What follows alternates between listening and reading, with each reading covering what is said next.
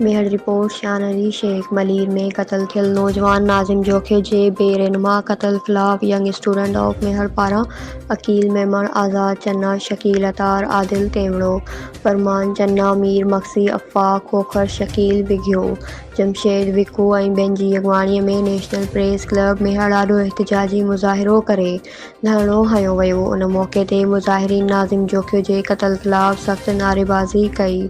उन मौक़े ते हुननि चयो त जागीरदार ऐं वॾेरा इक़्तिदार जे नशे में धुत थी ग़रीब ऐं मिस्कीन माण्हुनि खे क़त्ल करे रहिया आहिनि।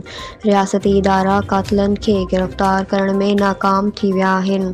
हुननि घर कई आहे त नाज़िम जोखे जे क़त्ल में मुलविस समूरा जवाबदार गिरफ़्तार करे मक़तूल जे खून सां इंसाफ़ कयो वञे। न्यूज़ सिंध एक्सप्रेस न्यूज़ मेहर।